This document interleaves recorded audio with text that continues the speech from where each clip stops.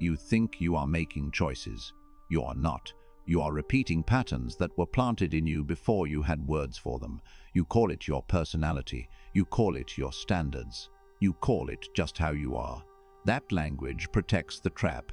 It lets you pretend your behavior is destiny instead of programming. Look at your week and be honest. At work, you take on extra tasks without being asked. Then you act calm while resentment grows. You say yes in meetings, then replay the conversation at night like a weak man watching his own failure on a loop. In relationships, you tolerate disrespect and tell yourself you're being mature. You accept late replies, vague plans, and shifting rules. Then you try harder, like effort buys loyalty. With friends or family, you laugh at jokes that cut you, then you keep the peace because you fear being the difficult one. You do not call it fear. You call it being chill. That is how control hides. Carl Jung understood this long before you did. He saw that the unconscious does not care about your image. It cares about completion. It pushes you into the same scenes until you finally see what is driving you. Not because life is fair, because life is efficient. If you do not face the hidden driver, it controls your voice, your posture, your boundaries, your choices, and your silence. You were trained to be helpful, obedient, and agreeable, not powerful. You were rewarded for being easy to manage. You were punished for being direct. You learned to read moods, to avoid tension, to earn calm by shrinking. That training did not disappear. It grew into a strategy you still use even when it ruined your leverage. You call it kindness. People call it reliability. Predators call it access. Put your phone face down and listen. I am going to give you 6 power shifts, 6 truths that change the way you see your own behavior. Most people will leave because the truth feels like an insult. They will call it negativity. They will call it too intense. That is their defense. If you stay, you separate from the herd. If you ignore what you're about to hear, you remain controlled. Your life is a series of reactions, not decisions. If this hits you, write "I am the strategist" once in the comments to mark the day your mindset changed. Here is the trap. It is humiliating and straightforward. You think you talk a lot because you are thoughtful. You talk a lot because you are afraid. Trauma does not always create tears. It creates compliance. The child version of you learned that directness brings consequences, so the adult version of you explains. You justify, you soften, you add extra words to reduce risk. You think you are being reasonable. You are being managed. Watch how it plays out in a real room. Your boss questions your work in front of others. A teammate says, "I do not think this makes sense." A client asks, "Are you sure?" Your mouth starts moving before your mind decides. You list details. You defend your intention. You try to be understood. You try to be approved. You accepted their frame. You stepped into their court. You handed them authority. The more you explain, the more you prove you are available for evaluation. Jung would call this a complex, taking the wheel. A complex is not an academic word. It is a loaded trigger. It is a knot of old fear and old need that wakes up fast. When it wakes up, you stop acting like a man with choice. You act like the boy trying to avoid shame. The complex does not care about your career. It cares about safety, so it pushes you into the weakest move. Over-explaining. The cold reversal is this. You stop chasing understanding and you start enforcing clarity. When someone challenges you, you do not race to be seen as competent. You decide if their challenge deserves your time. You answer in clean sentences. You ask one question back. What outcome do you want? What evidence are you using? What part is unclear? You move the spotlight. You make them explain. That single move flips dominance because the evaluator becomes evaluated. This feels wrong at first because it violates your training. Your training says, prove you are good. Reality says, act like you already know your value. People will call you arrogant when you stop defending yourself. That is their panic talking. Your silence is a mirror. It forces them to face their own uncertainty.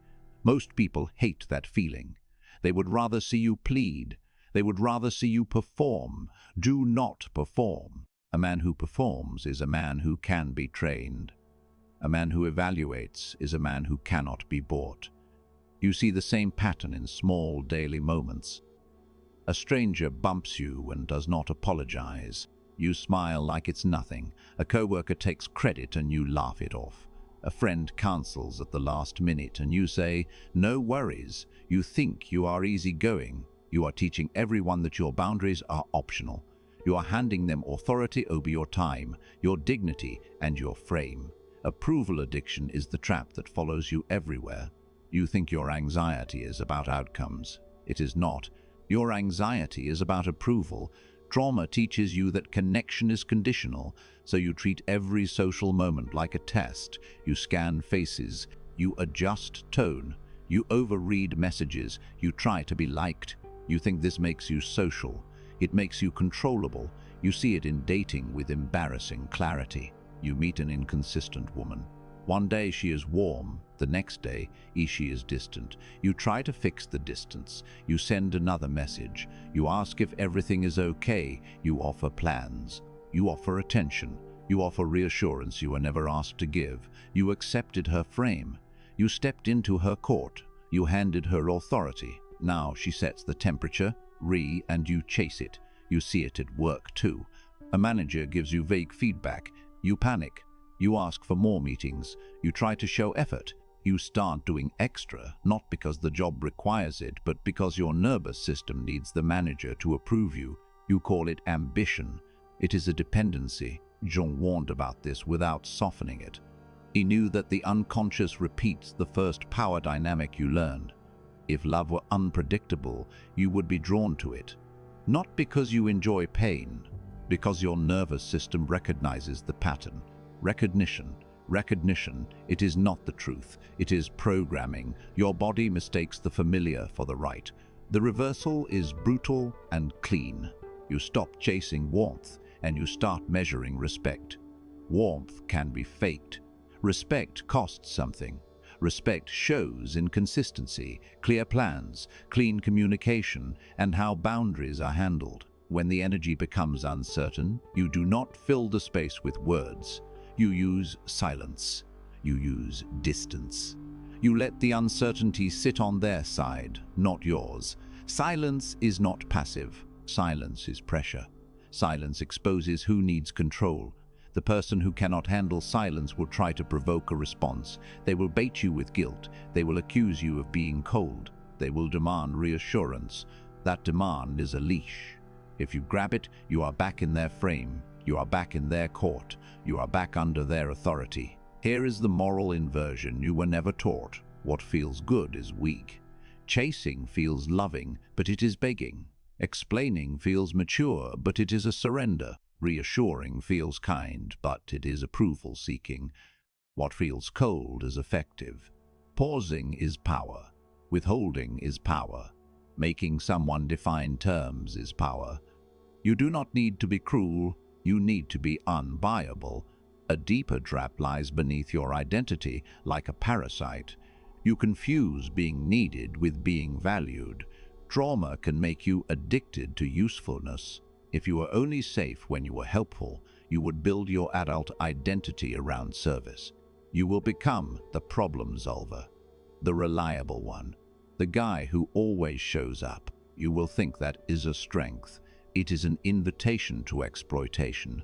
At work, you become the unofficial fixer. People dump tasks on you because you never push back.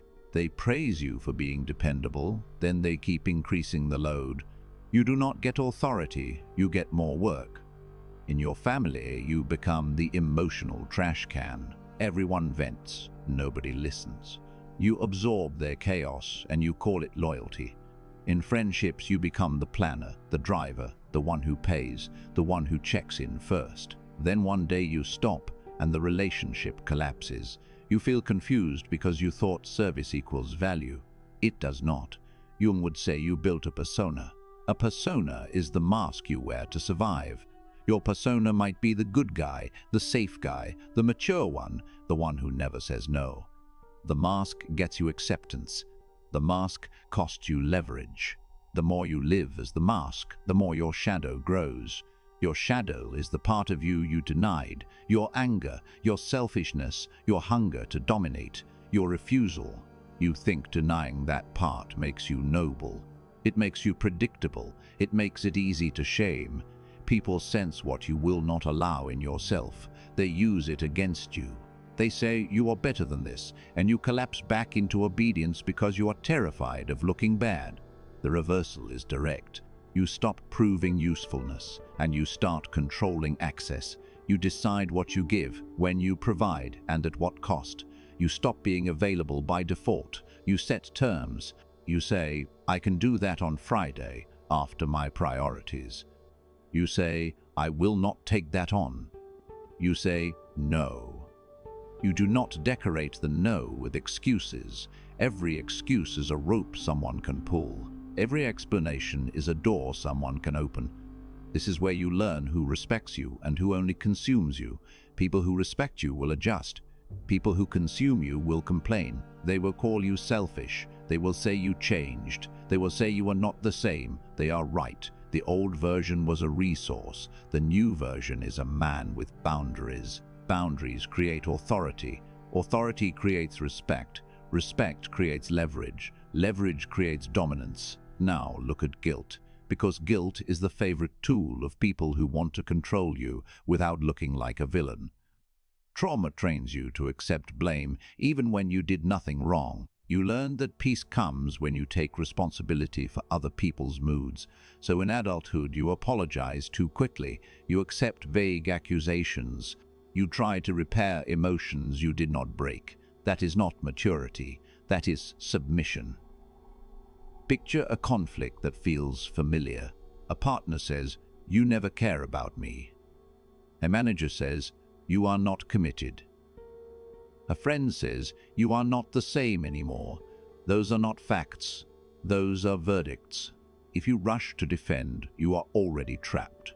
You will list all the ways you care. You will argue about the word never. You will try to prove your commitment with extra effort. You will promise more time, more energy, more attention. You accepted their frame. You stepped into their court. You handed them authority. Jung would call it projection. People throw their inner conflict onto an easy target. If they feel insecure, they accuse you of not caring. If they feel unstable, they accuse you of being unstable. If they feel guilty, they accuse you of being selfish. If you are trained to carry guilt, you become the perfect target. You absorb blame like a sponge. You think absorbing blame makes you safe. It makes you a container for other people's problems. The reversal is precision. You do not accept a verdict. You demand a fact. When someone speaks in absolutes, you do not chase their feelings. You ask for a clear example. Name one moment. Tell me what you want specifically. What exactly did I do? If they cannot, you do not fix what is not real. You hold the silence. You let the discomfort build. Discomfort is not danger. It is information. It tells you who is trying to control the frame. This is frame warfare. The frame is the invisible rule set of the conversation. The person who defines the problem defines the power. When you accept a vague accusation, you accept their definition. When you receive their definition, you accept their authority. When you take their authority, you lose dominance. So you force precision. Precision is a weapon. Precision breaks manipulation. Now, understand another trap, because it destroys men quietly. You're addicted to being seen as good.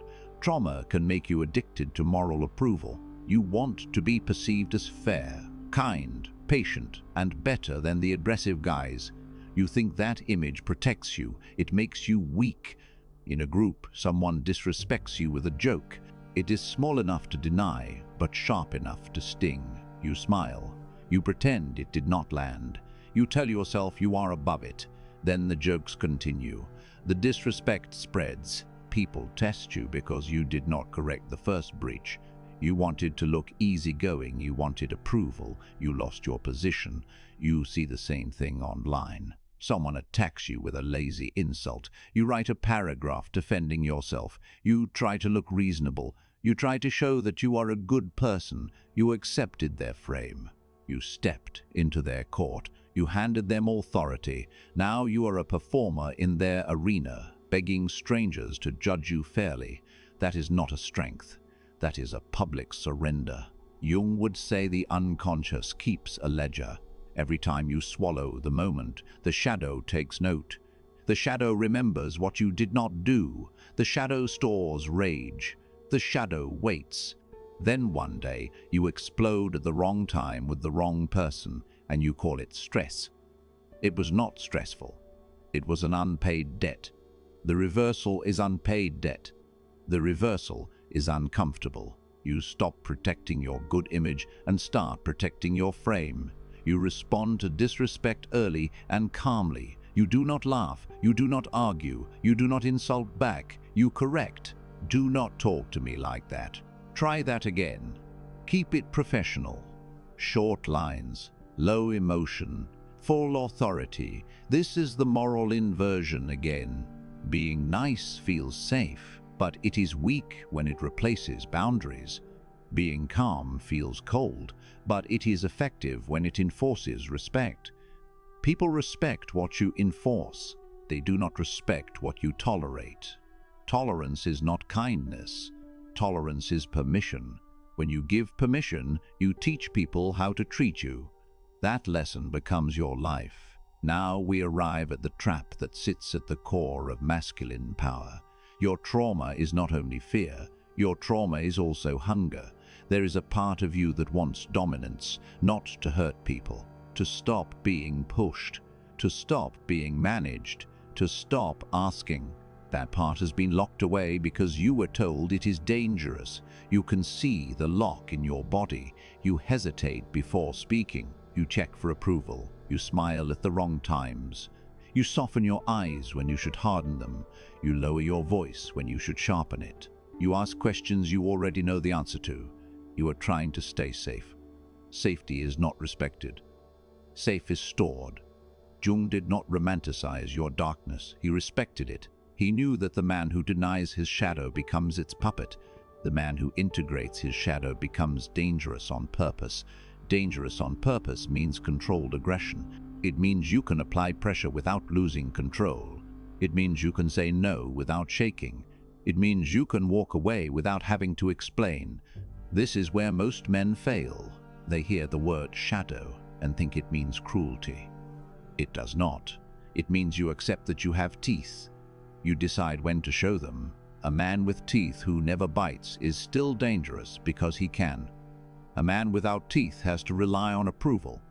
Approval is not power. Approval is not power. Approval is permission. Power is calm. Power is the ability to hold a frame under pressure. Power is the ability to stay silent while someone tries to pull a reaction out of you. Power is the ability to withdraw approval. Approval is currency. Most men spend it to buy peace. A strategist invests it to buy a position. You see it in negotiation. Someone says, "That is the best we can do." The weak move is to argue. The weak move is to panic. The weak move is to explain why you need more. You accepted their frame. You stepped into their court. You handed them authority. The decisive move is to pause. You look at them. You let the sentence hang. Silence creates fear. Fear makes people reveal more than they planned. They start filling the space. They add options. They offer compromises. Not because they are kind, because you did not give them control.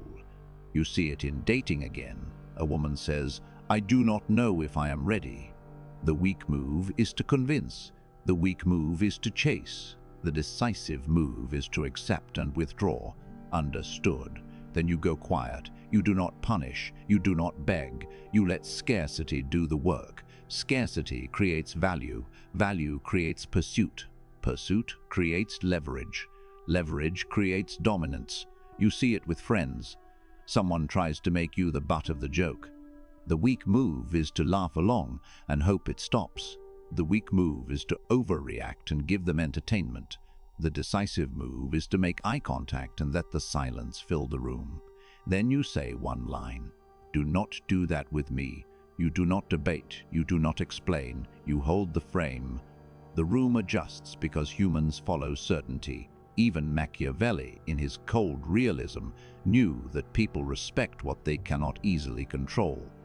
But Jung went deeper. He saw that your need to prevent others often comes from your fear of your own inner chaos. When you learn to control your inner chaos, you do not need to chase outer control. You become the calm center. People orbit or they fall away. Now take these realities and watch your week again. Every time you explain too much, you are trying to avoid shame. Every time you chase a reply, you are trying to buy certainty. Every time you overgive, you are trying to earn a place. Every time you apologize for existing, you are trying to reduce conflict. Every time you swallow disrespect, you are trying to protect an image. Every time you deny your shadow, you are trying to stay harmless. Harmless is a cage. You were trained to live inside it.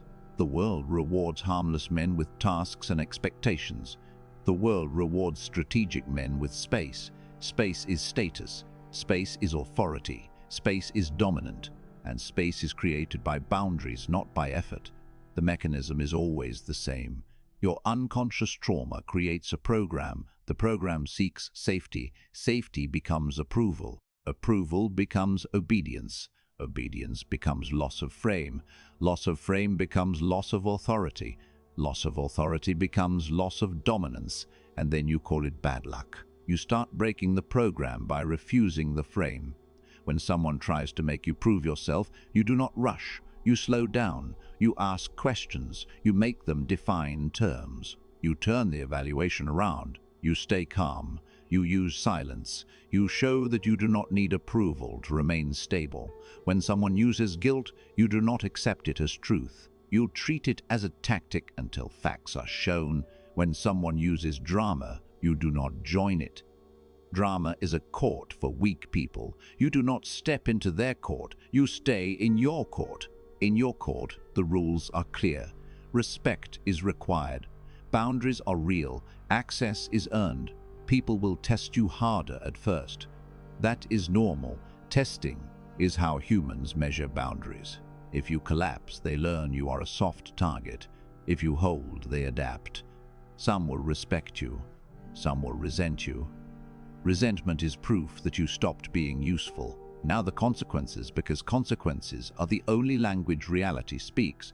If you do not change the pattern, you become socially invisible in the worst way. Not ignored, used. You become the man people contact when they need something, then forget when they do not. You are invited because you are convenient, not because you are valued. You become tolerated, not desired. At work, you will be managed instead of respected.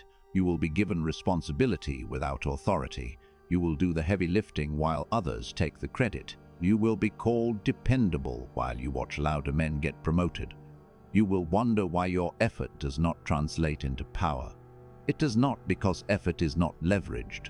The frame is leveraged. Authority is leverage. Control of access is leverage. In relationships, you will be placed in the safe category. Safe is not a compliment. Safe means predictable. Predictable means controllable. Controllable means replaceable. You will be told you are a good person while your needs get postponed. You will be kept around as emotional support while the other person tests stronger men for excitement. You will feel confused because you think goodness should win. That is a child's fantasy. In family and friendship, you will become the peacekeeper.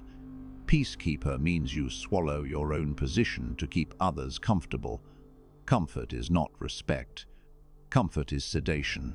You will be the man everyone leans on and nobody stands up for. Then you will feel a quiet bitterness. That bitterness will leak into your tone. People will sense it and step back.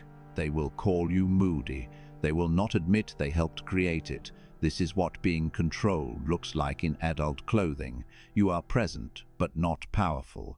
You are invited, but not chosen. You are heard, but not followed. You are around, but not respected. You are an accessory, not an authority.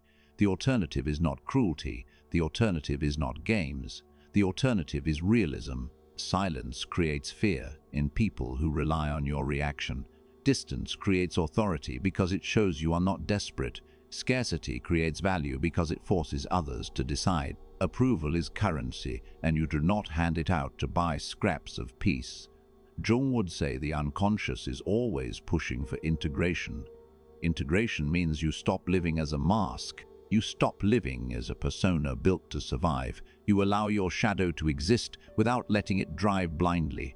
You use the shadow as fuel. You use anger as clarity. You use coldness as precision. You do not become violent. You become unmovable. Unmovable is what people call confidence when they're trying to understand it. But you know what it really is? It is a man who does not need permission. It is a man who does not beg for approval. It is a man who does not step into other people's frames. He evaluates, he chooses, he withdraws, he enforces, he controls access, he uses silence like a weapon and never apologizes for it. You will notice something when you start holding the frame. People speak differently around you. They stop using vague guilt. They begin using facts. They stop pushing minor insults. They start testing with respect. They stop assuming your availability. They start asking. They will either rise or they will leave. Both outcomes clean your life. The uncomfortable part is that you may lose people who only loved your compliance. That loss is not a tragedy. That loss is evidence. Evidence that you were a tool, not a man in their eyes. A strategist does not mourn the loss of chains. He notices them, removes them, and moves forward. Now take one clear challenge and make it real. For the next 7 days, stop explaining yourself to people who do not earn it. When someone questions you, answer once, then ask a question back. When someone goes cold, do not chase. Let silence do the work. When someone asks for more than they deserve, say no without a story. When someone throws guilt, demand a fact. When someone disrespects you, correct it early and calm them. That is the challenge. Not because it feels good, because it changes your position. If you want more of this lens, like the video, subscribe, and share it with someone who still thinks approval is power. If this hit you, write, "I am the strategist," once in the comments, to mark the day your mindset changed. Do not go back to being useful to be loved. Do not go back to being agreeable to be safe. You already know what that life costs. Hold your silence. Hold your frame control access. Withdraw approval when respect is missing. Evaluate instead of reacting. You either adapt or you remain controlled. That is who you are now.